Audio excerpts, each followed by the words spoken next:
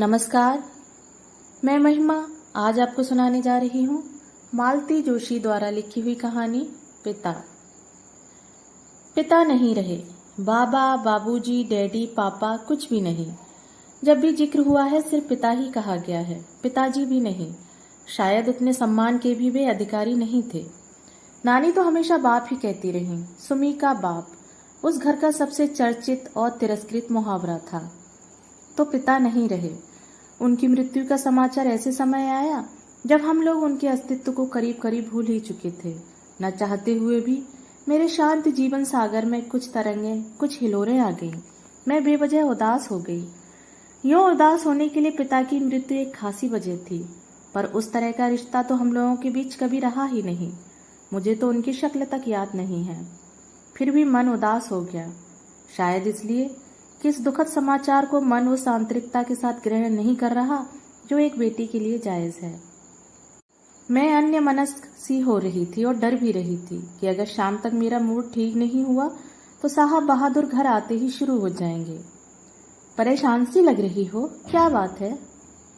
कुछ भी तो नहीं। मम्मी वगैरह सब ठीक तो है ना? अभी इतवार को ही तो दीदी का फोन आया था। फिर क्या बात है? चेहरा इतना उतरा हुआ क्यों है? कुछ नहीं, बस थक गई हूँ। आजकल जल्दी थक जाती हूँ। चलो चेकअप करवा लेते हैं। नहीं, अभी उतनी नौबत नहीं आई है। मैं तंग आकर कहती हूँ, तब जाकर यह जिरह बंद होती है। गुस्सा आता है कि जरा सी बात पर भी इनकी नजरों में नहीं छिपती। कई बार तो चिढ़कर कह देती हूँ, क्या मुसीबत है? इस घर में कोई मन भरकर उदास भी नहीं हो सकता। उदास होने पर पाबंदी नहीं है डार्लिंग। ये मुझे अपने पास खींचकर कहते हैं, I just want to share it and I want to enjoy it all by myself. वह हंस देते हैं, एकदम स्वच्छ निर्मल हंसी। और हंसने की तो बात है ही। उदासी भी तो कोई एंजॉय करने की चीज है। उन्हें दुख होता है, हैरत होती है कि सुख के इस अथाह सागर में भी मैं दुख के कण कहाँ से बीन लेती हूँ। इसीलिए शुरू हो जाते हैं। मम्मी की याद आ रही है। शुभम का रिजल्ट आया है। शगुन ने दिन भर बहुत परेशान किया। मतलब यह है कि उदास हो तो कारण बताओ। इस कारण बताओ नोटिस पर मैं खींच जाती हूँ। पति का इतना अधिक संवेदनशील होना भी भार लगने लगता है। और मम्मी को हमेशा यह शिकायत रही कि उनके पति के पास संवेदना नाम को भी नहीं थी। हद दर्जे का आत्म केंद्रित व्यक्ति था वह, दूसरों के सुख दुख से एकदम अनजान। घर उनका था, वे स्वामी थे। मम्मी पत्नी कम, नौकरानी ज्यादा थी। नौकरानी जिसे तनख्वाह न देनी पड़ती हो। मेज संवारने से लेकर सेज संवारने तक का हर काम खुशी खुशी करना उनका फर्ज था। पति के जूते तक उन्हें उतारने होते थे, साफ करने होते थे, जबकि वे खुद पैर की जूती से ज्यादा कुछ नहीं थी। यह जुमला बराबर उन पर फेंका जाता था। पैर की जूती, जब चाहा पहन लिया, जब चाहा उतार दिया। शेष समय घर के कोने में पड़ी रहने को अभिशप्त। MA PhD, मेरी माँ कैसे और क्यों यह सब सहन कर गई, सोचकर आश्चर्य होता है। पर सहने की भी एक सीमा होती है। उस सीमा के पार हो जाने के बाद क्षण भर भी उस घर में सांस न ले सकी।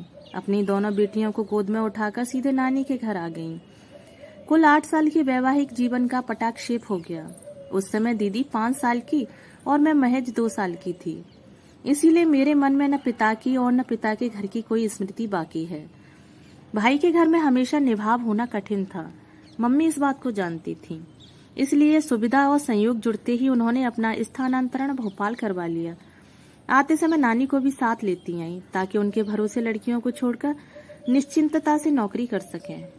जब से होश संभाला नानी को सदा अपने पास ही पाया। मम्मी की कथा कथा भी उन्हीं से सुनी है। नहीं तो मम्मी ने तो बच्चों के सामने वह अध्याय कभी खोला ही नहीं। न कभी पिता की निंदा की, न उन्हें याद किया। नानी ही जब तब उन्हें कोसने लगती तो वह थके स्वर में कहती, अब रहने दो अम्मा, तुम अपनी जुबान क्यों गंदी करती हो? नानी कहती, लली मेरी जान जलती है, तभी न गालियां निकलती हैं। मरे ने मेरी सोन चिड़ैया की जिंदगानी मिट्टी कर दी। बाप के रहते बेटियां अनाथ हो गईं। नानी का जब मूड खराब होता तो उन रिश्तेदारों की भी शामत आ जाती जिन्होंने यह संबंध सुझाया था। मरों ने हवा तक नहीं लगने दी कि लड़के का चाल चलन ठीक नहीं है। पता नहीं किस जन्म की दुश्मनी निकाली थी। ईश्वर करे उनकी बेटियां को भी ऐसी ही नरक नसीब हो। नानी किसी तरह चुप न होती तो मम्मी मुझे खींचकर दूसरे कमरे में ले जाती और कहानी सुनाने लगती। मैं बड़ी बड़ी आंखों से मम्मी को देखती हुई दूसरी ही कहानी बुनने लगती। उस कहानी में न राजा रानी होते न परियां होती। उन कहानियों में अनजान आदमी राक्षस या दैत्य की शक्ल में होता और मेरी नाजुक सी गुड़िया सी माँ चुपचाप उसके अत्याचार बर्दाश्त कर रही होती। बचपन में पिता की कल्पना मैंने हमेशा दैत्य के रूप में ही की, पर जब कुछ बड़ी हुई तो उन्हें मानवाकार देने की कोशिश की, पर कल्पना में कोई चित्र भी नहीं उभरता था। जैसे जैसे समझ आती गई कुछ वाक्य मन पर अंकित होते गए। निम्मी बिल्कुल अपने पिता पर गई है। नाक, नक्श, रंग, रूप, कद काठी बिल्कुल वही है। फिर नानी उस चित्र में रंग भर देती। अरे स्वभाव भी तो बिल्कुल वैसा ही है, एक नंबर की जिद्दी नकचड़ी है। सुमी एकदम गऊ है, बिल्कुल अपनी माँ जैसी। यह मरी तो हूबहू बाप का नमूना है। मतलब पिता ऊंचे, कद्दावर, सांवले, तीखे नैन नक्श वाले जिद्दी इंसान थे, जबकि मम्मी नाजुक सी, गोरी सी, सौम्य प्रवृत्ति वाली महिला थी। लोग कहते हैं ईश्वर जानबूझकर ऐसे जोड़े बनाता है ताकि संतुलन बना रहे, दोनों एक दूसरे के पूरक हो जाएं। फिर इन लोगों की निभी क्यों नहीं? क्या गड़बड़ हो गई? कभी कभी दीदी से मनोहार करती, दीदी बताओ ना अपने पिता कैसे थे, तुम तो उस समय काफी बड़ी थी ना। दीदी अपने स्वभाव के विपरीत मुझे एकदम झिड़क देती। मेरा दिमाग मत चाटो, मुझे कुछ भी याद नहीं है, ना ही मैं इसकी कोई जरूरत महसूस करती हूँ। फिर धीरे से कहती, दूसरी बेटी पैदा करने के अपराध में उन्होंने मम्मी को जो अमानुषिक यातनाएं दी हैं, मुझे सिर्फ वही याद है। दूसरी बेटी मतलब मैं? हाँ तुम। और प्लीज अब इस प्रसंग को यहीं समाप्त करो। दीदी दोनों हाथों से सिर पकड़कर कहती कि वह एक बुरा सपना था जिसे वे भूलना चाहती हैं। दोनों हाथों में सिर थामे दीदी मुझे बिल्कुल मम्मी की 2 कॉपी लगती। मुझे कभी कभी बहुत दुख होता, मैं उन जैसी क्यों नहीं हूँ, नाजुक छुई मुई सी। नानी कहती, ताड़ सी लंबी हो रही है, दूल्हा कहाँ से आएगा इसके लिए? लेकिन आश्चर्य, दूल्हा मेरे लिए ही आया। दीदी अनब्याई रह गईं। खैर रिश्ते तो उनके लिए भी बहुत आए। लोग तो 5 कपड़ों में ब्याह कर ले जाने को तैयार थे, पर दीदी को विवाह के नाम से चिढ़ हो गई थी। बचपन के जो दृश्य दुःस्वप्न की तरह उनके मन पर अंकित हो आए थे, उनसे वे कभी मुक्त नहीं हो पाई। डॉक्टर होते ही वे आगे की पढ़ाई के लिए अमेरिका चली गईं और वहीं बस गईं। दीदी के जाने के बाद मम्मी एकदम अकेली पड़ गईं। कुछ तो नानी की मृत्यु ने ही उन्हें तोड़ दिया था। दीदी के जाने के बाद तो एकदम ही गुमसुम हो गईं। दीदी के साथ उनके अंतरंग संबंध थे, उस तरह से वे मुझसे कभी जुड़ नहीं पाईं। शायद मुझ में अपने पति की प्रतीक्षा देखती हो, या मेरे स्वभाव में ही कुछ खोट रहा हो, पर वे हमेशा मुझसे छिटकती ही रहीं। बल्कि उन्हीं अपेक्षा में नानी के अधिक निकट रही। नानी ने कभी सीधे मुंह बात नहीं की, पर उनका प्यार गालियों में ही उमड़ा करता था। नानी की मृत्यु के बाद मम्मी ही नहीं, मैं भी बहुत अकेली पड़ गई थी। जीवन के उस सूनेपन को भरने में अजीत ने बहुत मदद की। यह सचमुच मेरा सौभाग्य था कि जिस समय मन सहारे के लिए भटक रहा था, अजीत सामने पड़ गए, नहीं तो मैं किसी के भी कंधे पर सिर रखकर रोने पर आमादा थी। मुझे तो आज भी इस संयोग पर गर्व और आश्चर्य होता है कि इन दिनों अजीत से मुलाकात हो गई। एक दिन मम्मी से परिचय करवाने के लिए मैं उन्हें घर ले आई थी। मैं चाय बनाने भीतर आई तो मम्मी भी मेरे पीछे पीछे चली आईं। बोली, निम्मी, ये लड़का तुम्हारा मित्र ही है या कुछ और भी? अभी तो सिर्फ मित्र ही है, बाद में शायद और कुछ या बहुत कुछ बन जाए। वे पुनः बाहर जाकर बैठ गईं और चाय के दौरान उन्होंने बहुत सहज भाव से कहा, अजीत, नमिता ने शायद तुम्हें बताया होगा कि मैं और उसके पिता वर्षों से अलग हैं। उसके जेहन में तो शायद उनकी कोई तस्वीर भी नहीं होगी, क्योंकि उस समय वह बहुत छोटी थी। नमिता ने मुझे कभी कुछ नहीं बताया, शायद कभी जिक्र ही नहीं चला। और आप भी मुझे यह सब क्यों बता रही हैं? इससे क्या फर्क पड़ता है? फर्क पड़ता है। इस तथ्य को जब तुम जान लोगे तब तुम्हें उसे समझने में आसानी होगी। तुम्हें शायद पता नहीं कि जो बच्चे सिंगल पेरेंट द्वारा पाले जाते हैं थोड़े अलग होते हैं। वे ज्यादा भावुक, ज्यादा संवेदनशील, ज्यादा गुस्सैल या ज्यादा जिद्दी होते हैं। इसलिए अगर नमिता के स्वभाव में तुम्हें कुछ अस्वाभाविक लगे तो जरा सब्र से काम लेना, उसकी बैकग्राउंड समझने की कोशिश करना। मम्मी के इस आग्रह को हम दोनों ही नहीं समझ पा रहे थे। सब कुछ बड़ा अप्रासंगिक लग रहा था, पर बाद में उसकी सार्थकता समझ में आई। मम्मी जान गई थी कि यह रिश्ता बहुत दूर तक जाएगा, इसलिए भूमिका बांध रही थी। जैसे ही अजीत की ओर से प्रस्ताव आया, उन्होंने फौरन हाँ कह दी। वे मानसिक रूप से अपने को तैयार कर चुकी थी। उन्होंने दीदी की शादी का जिक्र भी नहीं छेड़ा। अजीत के माता पिता से भी उन्होंने कोई बात नहीं छिपाई, बल्कि उनसे कह दिया कि मेरी बेटी का यह पक्ष कमजोर है, कृपया इसे लेकर कोई तानाकशी न करें, नहीं तो वह सहन नहीं कर पाएगी। अजीत तो सज्जन हैं ही, उनके माता पिता भी बड़े गंभीर किस्म के हैं। शादी में मेरे पिता की अनुपस्थिति को उन्होंने नजरअंदाज कर दिया। रिश्तेदारों ने कानाफूसी की भी होगी तो पता नहीं, मुझ तक कोई बात नहीं पहुंची।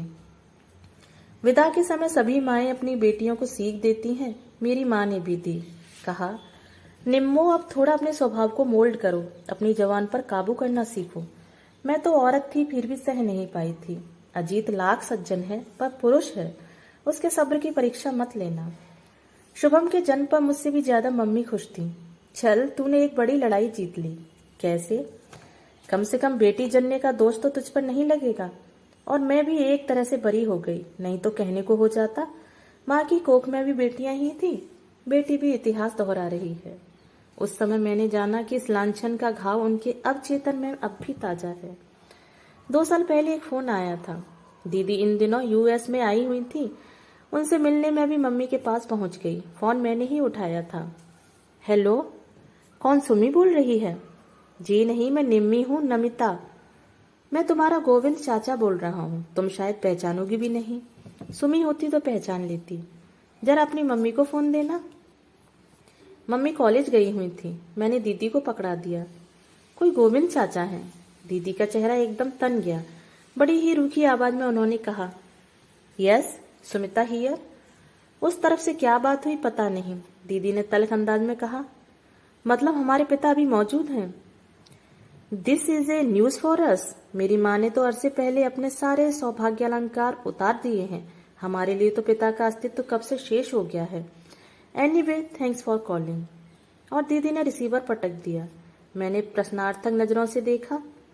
श्रीमान को कैंसर हो गया है, सिरोसिस ऑफ लीवर, इसलिए बीबी की याद आ गई है, क्योंकि बीमारी में सेवा भी चाहिए और पैसा भी। वह जो एक और थी, वह कहाँ गई? एक होती तो रुकती, यहाँ तो अनेक थी। डूबते जहाज पर कौन ठहरता है? मम्मी को बताओगी? बताना तो पड़ेगा, पर एक बात तय है, अगर वे उस आदमी के पास दोबारा गई तो हम दोनों उनसे कभी कोई संबंध नहीं रखेंगे। लेकिन दोबारा फोन आया तो मम्मी क्या मना कर पाएंगी?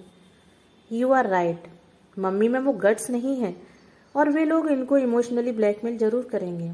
एक काम करते हैं, मैं उन्हें 6 महीने के लिए अपने साथ ले जाती हूँ। मामा की भी अभी खबर लेती हूँ, यहाँ का नंबर उन्होंने ही दिया होगा। यहाँ से जाकर पहला काम यही करूंगी कि वहाँ का नया नंबर ले लूंगी और वह सब तुम्हारे पास होगा। नहीं तो वे लोग मम्मी को वहाँ भी चैन से नहीं रहने देंगे। इसके बाद दीदी ने सांस नहीं ली। दौड़ धूप करके मम्मी का साल भर का वीजा बनवाया। वह तो मम्मी से कह रही थी कि नौकरी छोड़ दो, पर मम्मी नहीं मानी। लंबी छुट्टी ले ली। पिछले साल 1 महीने के लिए आई थी। वीजा की अवधि बढ़ाकर फिर चली गई। मम्मी के जाने के बाद मैं अकेली पड़ गई हूँ। 8वें दिन फोन पर बात होती है, फिर भी दूरी का एहसास नहीं जाता। 3 लोगों की हमारी छोटी सी दुनिया थी। वे दोनों तो अब भी साथ हैं, मैं ही अलग पड़ गई हूँ। मम्मी से शिकायत करती हूँ तो वे हंस देती हैं। पगली, तुम्हें अब हमारी जरूरत क्या है? तुम्हारी तो अब अपनी अलग दुनिया है। तुम्हें तो अब हमारी याद भी नहीं आनी चाहिए। ऐसा भी कहीं होता है?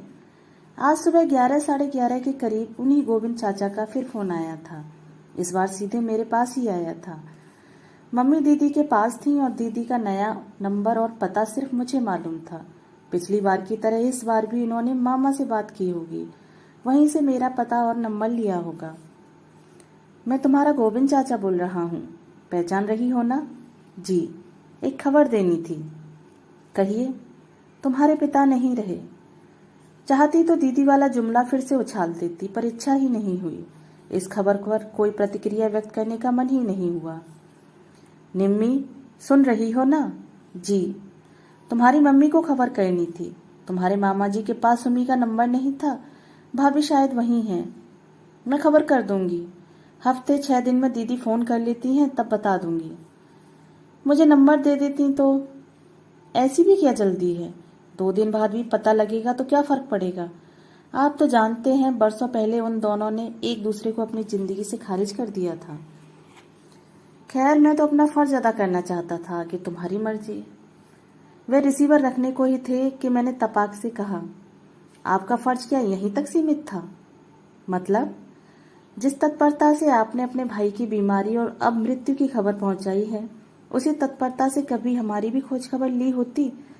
आपके खानदान की बेटियां थी हम, कभी पता तो लगाया होता कि हम कैसी हैं, कहाँ हैं, पढ़ लिख रही हैं या मामा के घर में खट रही हैं, शादी हो गई है या कुंवारी बैठी हैं। आप चाचा होते हैं ना हमारे, फिर कभी तो हमारा ख्याल किया होता। सिर्फ ख्याल करने से क्या होता है, कोई संपर्क सूत्र तो हो। और फिर जिसके दम से ये सारे रिश्ते थे, जब उसी ने किनारा कर लिया तो हम तो पराये ही थे। और अब तो वह महीन सा रिश्ता भी खत्म हो गया, इसलिए गुड बाय। मैंने रिसीवर इतनी जोर से पटका कि उन्हें पता चल गया होगा कि मेरे मन में कितना आक्रोश है। गुस्से से मेरे आंसू निकल आए थे।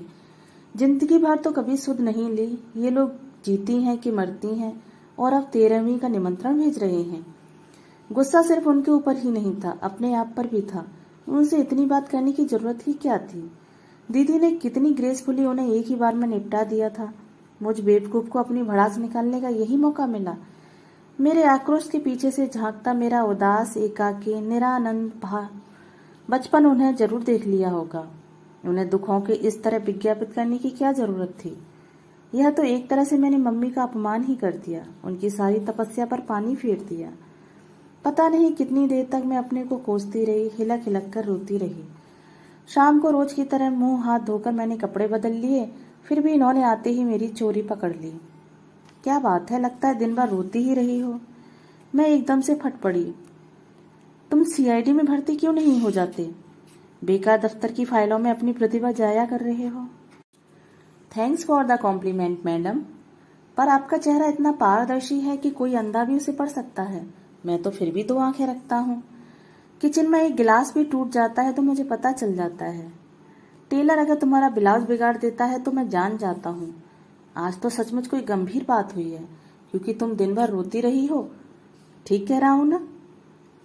रोने पर पाबंदी है कोई? पाबंदी नहीं है, पर पूछना तो मेरा फर्ज है ना, पति हूं तुम्हारा। मन हुआ चीख कर कह दूं, भाड़ में गया तुम्हारा फर्ज, प्लीज लीव मी अलोन। पर मम्मी की सीख याद आ गई, जो उन्होंने सगाई पर, शादी पर अमेरिका जाते हुए दी थी। कहा था, निम्मी, अपनी जबान पर, अपने गुस्से पर काबू रखो। ये छोटी छोटी बातें ही गृहस्थी में दरार पैदा करती हैं। माना कि अजीत बहुत सज्जन है, सहनशील है, पर चंदन भी कभी कभी आग पकड़ लेता है। इसलिए कहती हूँ कि अपने लिए, अपने बच्चों के लिए थोड़ा जब्त करना सीखो। मम्मी की याद से ही मेरा गुस्सा ठंडा पड़ गया और मैंने सूखी हंसी हंसकर कहा, फर्ज पूरा हो गया श्रीमान जी, अब थोड़ा चाय नाश्ता हो जाए। सौभाग्य से उसी समय बच्चे भी आया के साथ घूमकर वापस लौट आए। माहौल एकदम खुशगवार हो गया। रात का खाना भी उसी प्रसन्न वातावरण में हुआ। उस रात टीवी खोलने का मन नहीं हुआ। शगुन को थपकते हुए मैं बरामदे में आ बैठी, ये भी सामने वाली कुर्सी पर बैठ गए। शुभम उनकी गोद में चढ़ बैठा। दोनों बच्चे निंदियाए हुए थे, सोने में 10 मिनट भी नहीं लगे। हम लोग थोड़ी देर इधर उधर की बातें करते रहे। फिर मैंने एकाएक कहा, आप शाम को ठीक कह रहे थे, आज एक गंभीर बात हो गई है। क्या? मेरे पिता नहीं रहे। ओह, उन्होंने कहा और चुप हो गए। शायद सोच रहे होंगे कि सांत्वना में क्या कहूं, या फिर सांत्वना दूं भी कि नहीं। बड़ी देर बाद बोले, तुम्हारी मम्मी ने मना किया था, इसलिए आज तक मैंने कभी उनका जिक्र नहीं छेड़ा, लेकिन आज अगर चाहो तो उनके बारे में बात कर सकती हो, मन हल्का हो जाएगा। बात करने को है ही क्या, मैंने कसैले स्वर में कहा। मुझे तो उनकी शक्ल तक याद नहीं है। कुल जमा 2 साल की तो थी मैं उस समय, जब मम्मी ने घर छोड़ा था। उसके बाद कभी देखा नहीं ना, बस सुना ही सुना, और जो कुछ सुना उससे आहत ही हुई। फिर भी पिता तो पिता होते हैं, अनजाने अनचाहे उनसे एक तार जुड़ा रहता है। नहीं तो तुम रोती क्यों? आप गलत समझ रहे हैं, मैं पिता के लिए नहीं रोई थी, मैं तो अपने लिए रोई थी। मैं उस प्यार, दुलार, सुकून और सुरक्षा के लिए रोई थी जो हर बच्चे का जायज हक होता है, पर वह मुझे नहीं मिला। एक गरीब का बेटा भी अपनी झोपड़ी में सुरक्षित महसूस करता है, अपनों के बीच सिर उठाकर चलता है, क्योंकि उसके सिर पर बाप का साया होता है। हम तो पिता के रहते भी अनाथ थे। मामा की विशाल हवेली में भी अकिंचन, असहाय और बदहाल थे। मामा हमें मजबूरी में पाल रहे थे, पर उनके बच्चों को हम फूटी आंख नहीं भाते थे। हमें अपमानित करने का एक भी मौका वे लोग नहीं छोड़ते थे। हम लोग न अपनी पसंद का पहन ओढ़ सकते थे, न मन भर खा पी सकते थे। आजादी से हंसने बोलने की भी मनाही थी। मामी की चौकन्नी नजर हमेशा हमें घूरती रहती थी। उनकी जबान तो एकदम जहर भुजी थी। वे हमें कभी नहीं भूलने देती थी कि हम तीनों उनके टुकड़ों पर पल रहे हैं। दीदी तो फिर भी समझदार थी, पर मैं अक्सर जिद पर आ जाती। तब वे हाथ नचा नचा कर कहती, बाप के घर से क्या बांध कर लाई थी जो मांग रही हो। मम्मी कुछ कहने को जाती तो तांडव शुरू कर देती। सबको सुनाकर कहती, ऐसा स्वभाव था तभी तो ससुराल में नहीं बनी, अब यहाँ हमारी छाती पर मूंग दलने आ गई है महारानी। मेरे बच्चों के मुंह का कौर छिन गया। यों तो मम्मी कॉलेज में नौकरी कर रही थी, मामा को अपने हिस्से का खर्च भी दे रही थी, पर मामी को संतोष नहीं था। उन्हें तो हमारी उपस्थिति ही खटकती थी। नानी एक ही शहर में दूसरा घर लेने की इजाजत भी नहीं दे रही थी। हार कर मम्मी ने बड़ी मुश्किल से अपना ट्रांसफर भोपाल करवा लिया। लड़कियों का साथ था, इसलिए बेटे का महल छोड़कर नानी भी हमारे साथ आ गई और आखिरी दम तक यहीं रही। लेकिन अपना खर्च बराबर बेटे से लेती रही। कहती, अब आखिरी समय में बेटी की कमाई क्यों खाऊं। उनकी इस बात के पीछे रस्म रिवाज थे या बेटी की मदद की आकांक्षा, कौन जाने। नानी न होती तो हम लोगों का पता नहीं क्या हाल होता। मैं तो उन्हें बड़े मनोयोग से अपने बचपन की कहानी सुना रही थी। एकाएक पिता नहीं, कितनी सारी बातें याद आ गई।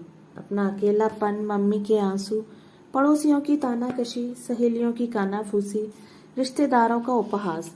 यह भी याद आया कि भोपाल आने के बाद मम्मी ने जब अपने सुहाग चिन्ह उतार दिए थे तो हम लोग कितना सहम गए थे। उनका रूप देखकर नानी तो एकदम बिदक गई थी। मम्मी ने शांत भाव से कहा था, अम्मा लोग तरह तरह के सवाल पूछते हैं, किस किस को अपना इतिहास सुनाती फिरूं। लड़कियां भी परेशान होती हैं। वैसे भी ये चीजें मेरे सौभाग्य की नहीं, दुर्भाग्य की ही प्रतीक हैं। करवा चौथ या तीज पर भी मम्मी व्रत नहीं रखती थी। नानी को उन्होंने समझा दिया था, अम्मा मैं तो एक जन्म में ही भरपाई हूँ, जन्म जन्मांतर के लिए ऐसे पति की कामना तो मैं बिल्कुल ही नहीं कर सकती। बेतरतीब सी सारी बातें जैसे जैसे याद आ रही थी मैं सुना रही थी। वर्षों से मन में संचित गुबार लावे की तरह बह निकला था। बिल्कुल रीत जाने के बाद मैं निष्पंद सी कब तक बैठी रही मुझे पता नहीं। कब उन्होंने शुभम को सुलाया, कब शगुन को मेरी गोद से उठा लिया, कब वे उठकर चले गए मालूम नहीं पड़ा। हाथ मुंह धोकर जब मैं बेडरूम में पहुंची तो देखा एक बाह पर शुभम और एक बाह पर शगुन को लिए वे सो रहे हैं। दोनों बच्चों ने अपनी बाहें पापा के गले में डाली हुई हैं। नींद में भी दोनों बच्चे एकदम संतुष्ट और आश्वस्त लग रहे थे। मैं निर्निमेष सी उन्हें देखती रही। क्षण भर के लिए अपने ही बच्चों से मुझे ईर्ष्या हो आई। विधाता ने मुझे इस सुख से वंचित क्यों रखा। फिर से मन में जैसे एक भट्टी सी सुलगने को हुई, पर मैंने जब्त कर लिया। मुझे अपने आप पर शर्म आने लगी। छी, कोई अपने बच्चों से भी जलता है कभी। सो गए क्या? मैंने हौले से पुकारा। वे आंख खोलकर मुस्कुराए। मैं तो नहीं सोया, पर मेरे ये दोनों हाथ सो गए। जरा मदद करोगी? मैंने बच्चों को अलग करना चाहा तो उन्होंने पापा को और कसकर पकड़ लिया। नींद में भी वे अपनी पकड़ ढीली नहीं करना चाहते थे। मैंने अजीत के दोनों हाथ बच्चों के सर पर रखकर कहा, आज मुझे एक वचन दोगे प्लीज? क्या? मैं चाहे कितनी ही गलतियां करूं, पर उसकी सजा तुम मेरे बच्चों को मत देना। अगर बर्दाश्त से बाहर हो जाए तो मुझे छोड़ देना, पर इन बच्चों पर अपना हाथ हमेशा बनाए रखना। प्रॉमिस? प्रॉमिस, उन्होंने कहा और मुझे भी अपने बाहों में भर लिया। दोस्तों, अभी आप सुन रहे थे मालती जोशी द्वारा लिखी हुई कहानी पिता। अगर आपको ये कहानी पसंद आई हो तो मेरे चैनल को सब्सक्राइब और मेरी वीडियो को लाइक और शेयर जरूर करें और अपने सुझाव मुझे कमेंट बॉक्स में साझा करें। धन्यवाद।